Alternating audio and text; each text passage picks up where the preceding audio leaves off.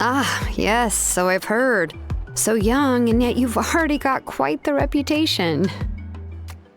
Wait, are you Outlanders? Yep, we're travelers who just arrived in Natlan not too long ago. No, I mean, I was aware that you're travelers. It's just no one told me that you're Outlanders.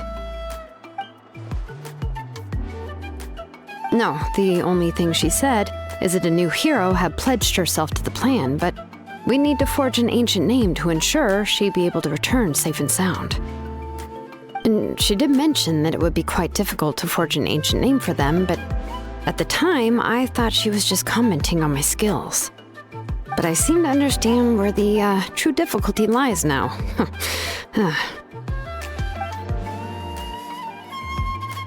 Oh, I wouldn't go that far. I'm used to it, really. I just need a moment to process things. The Pyro Archon's requests are always difficult to fulfill, and we used to argue a lot. Honestly, it's probably for the better that she didn't bring this up at the time. Anyway, I can't argue with her if she isn't here, and it'd be pointless to take my anger out on someone else. But, just because I understand her rationale doesn't make me any less upset. After all, she must have known that forging an ancient name for an Outlander is an impossible task.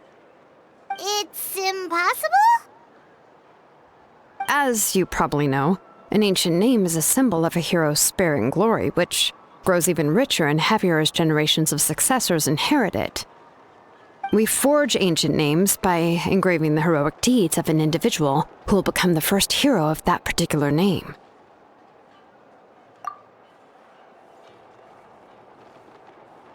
But they were all performed outside of Natlan, correct? Yeah, that's right. Then those deeds haven't been recorded by the Night Kingdom. To take it one step further, even if you had performed heroic deeds in Natlan, as an Outlander, your actions still wouldn't have been recorded by our lands. Only memories and experiences that have been acknowledged by the Wyab can be used as a basis for an ancient name. Even the greatest of craftsmen cannot create something out of thin air, you know. That's just how it is. Seems the Wyab don't want just anyone to get a name, huh? Mawika, of all people, should know better than anyone, yet she's still entrusted the task of forging the ancient name to me. Oh, Paimon gets it. Nobody's happy being asked to do the impossible.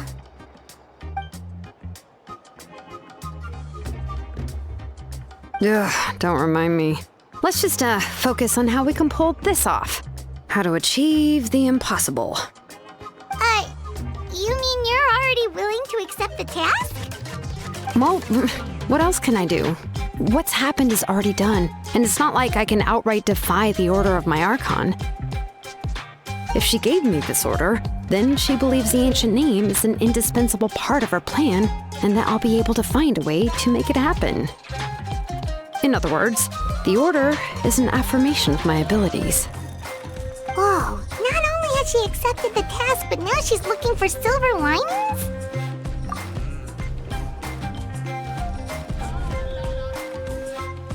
The key is getting the Wyab to somehow acknowledge the traveler's existence and record her heroic deeds.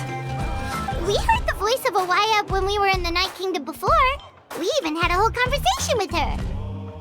If we can talk to her again, maybe we can figure something out together. Well, every tribe has their own Wyab. How do we know if the one you met is indeed the best one for us to talk to? Plus, considering the unprecedented nature of this situation, I have a feeling that the acknowledgement of one Wyab alone would probably not be enough. I don't know. That requires a level of knowledge that I do not possess. We need to find a consultant who's an expert on all things Night Kingdom and Wyab. The first person who comes to mind is Seatlali at the Masters of the Nightwind, the one we call Granny Eatstali. Oh, we've heard that name before. We used her spirit speaker stone to find Kachina's ancient name. A person who can make something like that must be pretty impressive. Paimon's sure she'd be able to help. Still, she's older now and quite eccentric. It's hard to even book a meeting with her, given that she's constantly holed up in her room and doesn't like to be disturbed. I've heard that to get her help, you have to be extremely patient with her and know how to keep her spirit up. I hate to break it to you, but... Huh. Why is that? I mean, didn't she already help you before? And you even managed to save Kachina. Well, yeah. At the cost of her spirit speaker stone being split into two.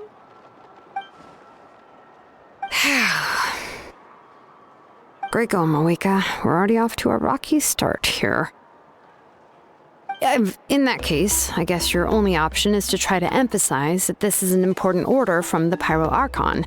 Hopefully, Seat Lolly would still want to show respect to the Archon. I'll also write you a letter on your behalf. If you can find someone to deliver it and mention some good things about you, then that should help too. Paimon sure hopes a Hal won't interrupt when he's talking, though. All right, Kanich is a seasoned negotiator. I trust that he'll know the best things to say. Please just give me a moment to write the letter, and we can meet up near the Statue of the Seven later.